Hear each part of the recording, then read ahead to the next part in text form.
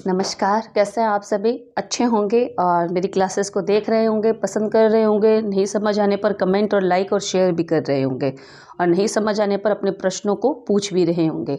मैं रेणु जैन आप सभी का स्वागत करती हूँ नॉकआउट एजुकेशन पर, एक ऐसा मंच जो आपको परिपक्व करने के लिए अपने प्रयास किए जा रहा है और हम अपने प्रयासों की ओर ही अग्रसर हैं। तो जैसा कि पिछली वीडियो में हमने देखा, हम पढ़ रहे थे रस का अर्थ, सार, भेद, उसके भाग, इन सब के बारे में जाना और रस के प्रकार के बारे में भी जाना। रस के 9 प्रकार हैं। इसके अलावा हिंदी के कुछ विद्वान हैं जो रस के 2 अन्य भेद भी मानते हैं, भक्ति रस और वात्सल्य रस। इन सभी रसों के साथ हम भक्ति रस और वात्सल्य रस को तो करेंगे, लेकिन आज का हमारा जो वीडियो है 2 बहुत ही महत्वपूर्ण रसों के ऊपर है। कौन सा? अद्भुत और शांत। दोनों को अगर हम चाहें तो एक दूसरे का पूरक भी कह सकते हैं और अलग भी, क्योंकि जो शांत रस है वो भक्ति रस के स्वरूप में आ सकता है, क्योंकि भक्ति में भी जब कोई व्यक्ति लीन होता है तो वो शांत प्रवृत्ति की ओर चला जाता है, अर्थात दुनिया में क्या चल रहा है उसको उससे कोई मतलब नहीं होता। मैंने आपसे कुछ प्रश्न पूछे थे, उनके उत्तर मैं आपको वीडियो के अंत में दूंगी। तब तक आप मेरी वीडियो से जुड़े रहिए और पढ़िए। हाँ, हमने इससे पहले किया था विभत्स, भयानक, उससे पहले किया था हास्य और वीर, उससे पहले किया था श्रृंगार, है ना। कई सारे रस हमने पढ़े हैं। आज मैं रस का 8वां भाग अद्भुत रस आपके सामने प्रस्तुत कर रही हूँ, आपको समझा रही हूँ। और समझिए, अद्भुत रस का जो स्थायी भाव है वो क्या है? विस्मय। विस्मय का अर्थ क्या होता है? हैरान कर देने वाला, हमें सरप्राइज कर देने वाला। विस्मय का अर्थ क्या है? हैरान कर देने वाला। और जो चीज़ें हमें हैरान कर दें और हमारे मुख पर हैरानता के भाव आ जाएं, आश्चर्यजनकता के भाव आ जाएं और हमें ऐसा लगे क्या बात है, क्या हमने पहले कभी ऐसे दृश्य को देखा है? ऐसा दृश्य जिसको देखकर हम छंद विछंद हो जाएं और हमारे आँखें ऐसे हो जाएं, क्या सच में ऐसा था? क्या ऐसा होता है? एक अलग सी मीठी मुस्कान आ जाए और उस दृश्य को देखकर आश्चर्यजनकता का भाव हमारे मन में, हैरानी का भाव, अविस्मरणीय का भाव हमारे मन में जागे। वहाँ कौन सा रस है? अद्भुत रस। आश्चर्यजनक एवं विचित्र वस्तु के देखने व सुनने से जब आश्चर्य का परिपोषण होता है, अर्थात वह भाव हमारे मन में उठकर पूर्ण होकर हमारे मुख पर दिखता है या हमारे शरीर की भाव भंगिमाओं में दिखता है, वो कौन सा रस है? अद्भुत रस है। अद्भुत का मतलब क्या हुआ?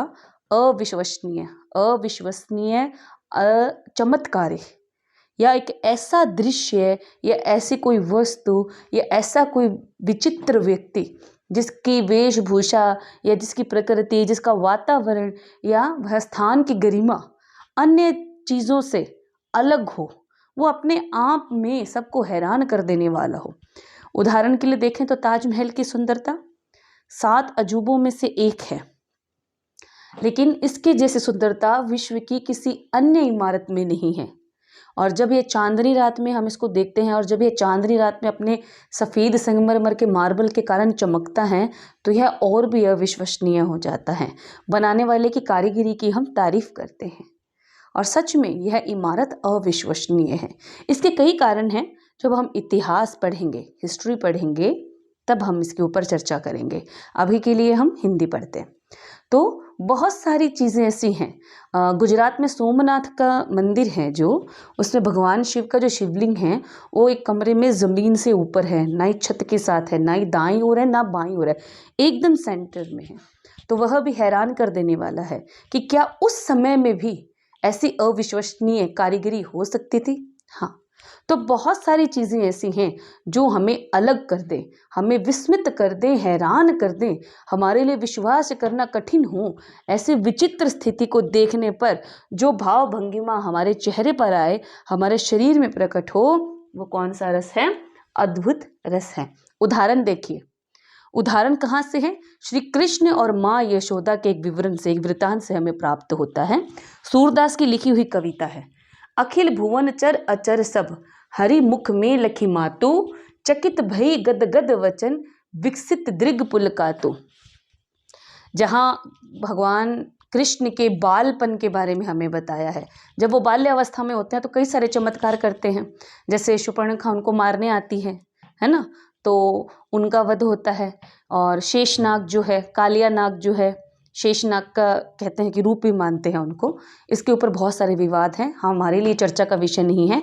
कालिया नाग का अंत करके, है ना, तो कई सारी घटनाएं उन्होंने अपने जीवन में चमत्कारी की थी, जिसके कारण वो सभी आम जन के बीच देवता स्वरूप कहलाए, या आम जन के लिए वो माखन चोर, नंद किशोर, कष्टहारक थे, है ना।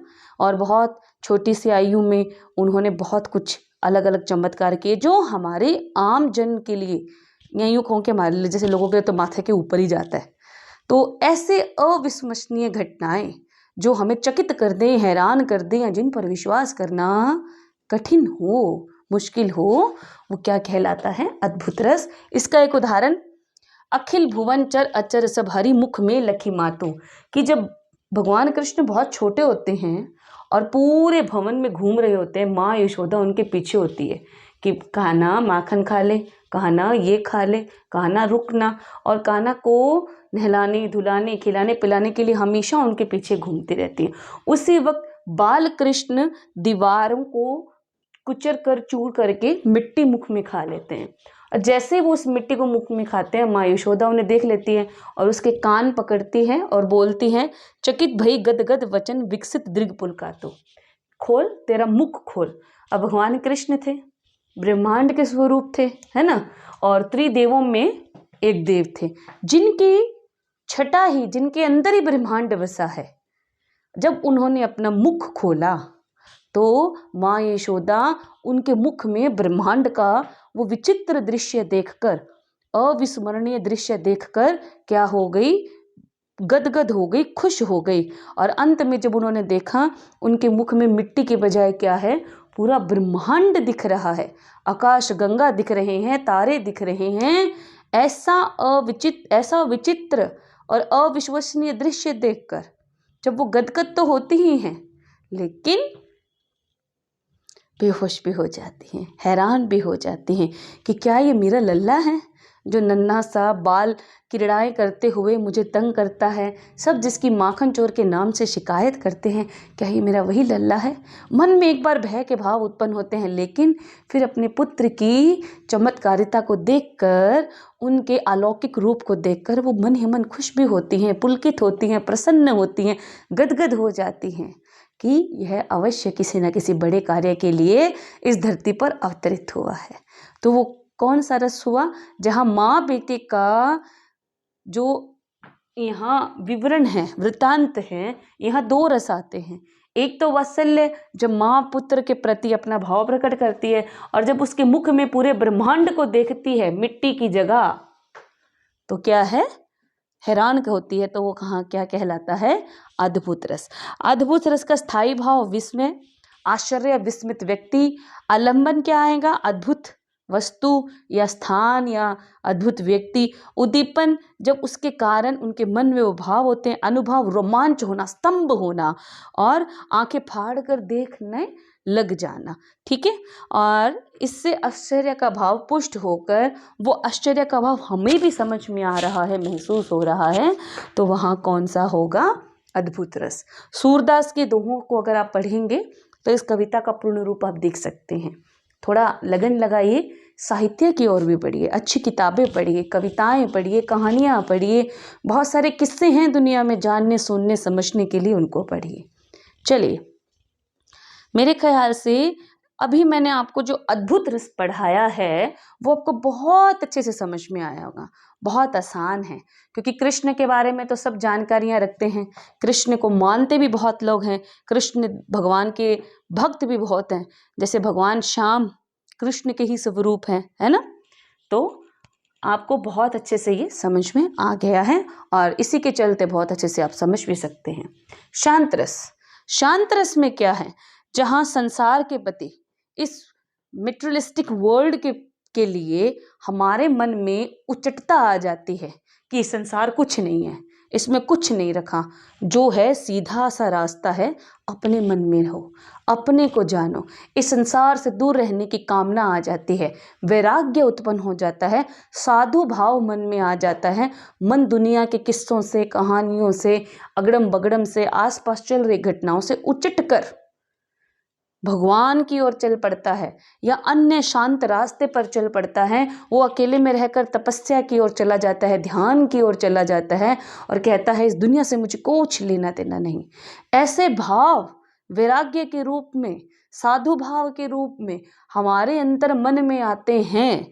वहाँ कौन सा रस होता है? शांत रस होता है।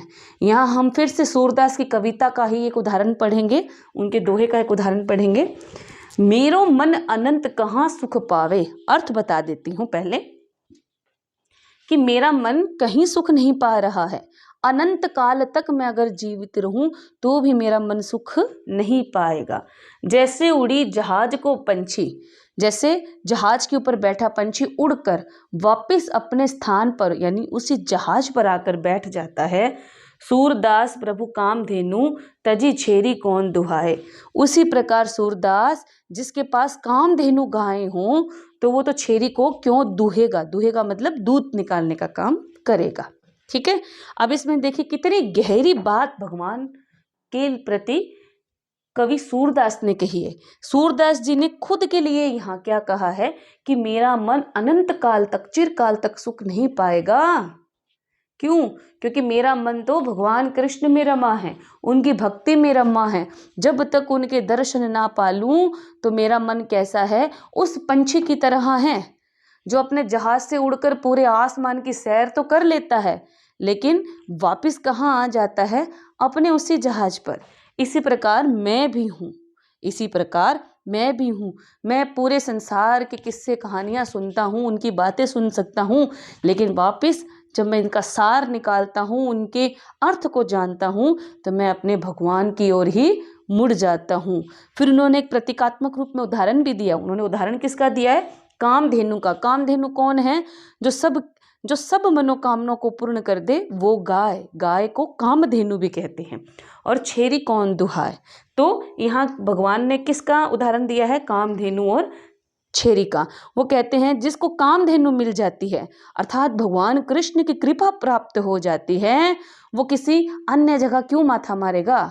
तो कामधेनु जो संपूर्ण मनोकामनाओं को, संपूर्ण विश्व का भरण पोषण कर सकती है, वो गाय मिल जाए तो छेरी को दुहने का काम या उसको पालने का काम नहीं करेगा।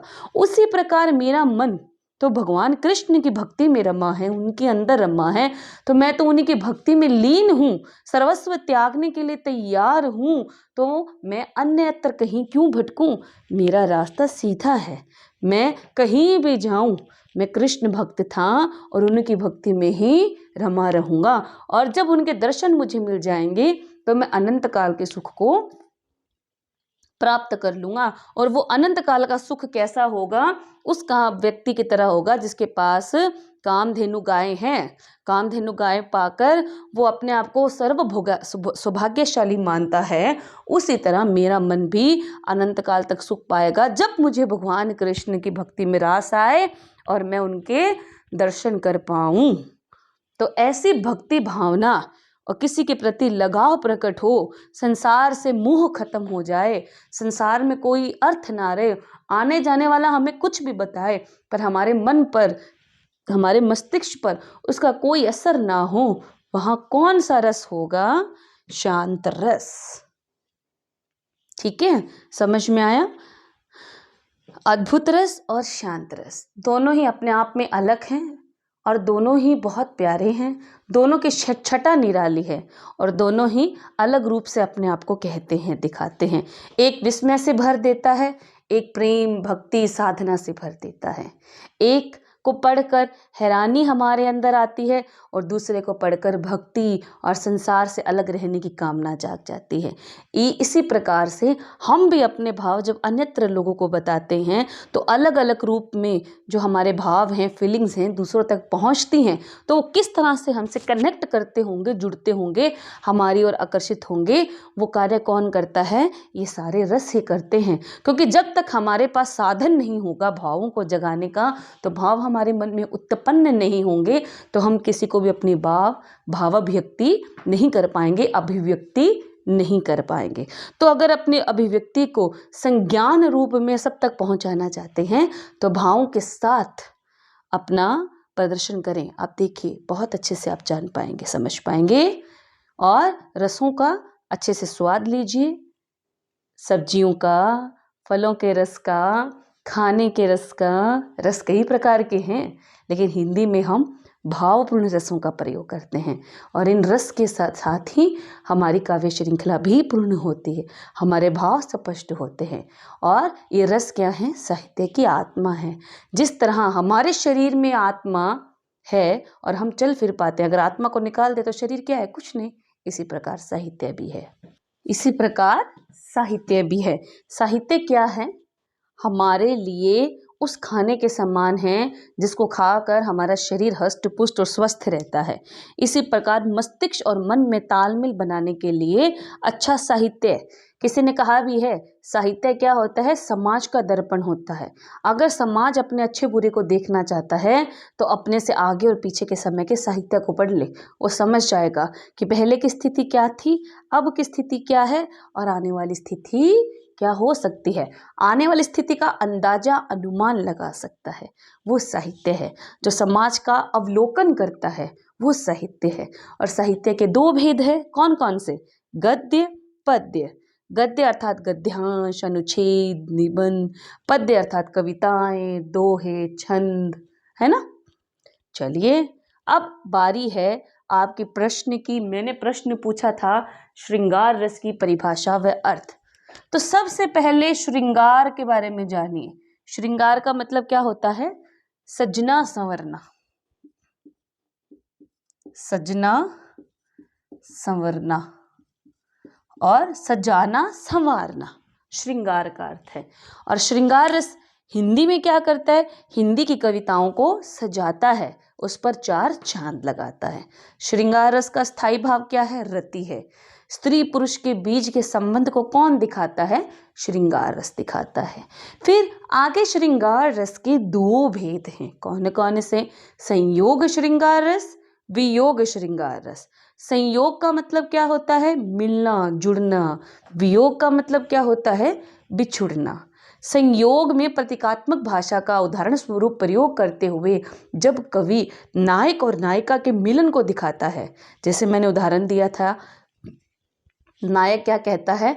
मैं तो रेल की पटरी की तरह थमा हुआ हूँ और तुम उस पर चलती हुई रेल हो जो आती जाती रहती हो। अर्थात मैं तो अपने प्रेम में वहीं सटीक हूँ, प्रेम तुम्हारा भी सटीक है, लेकिन तुम पूर्णतः अभिव्यक्त नहीं कर पाती।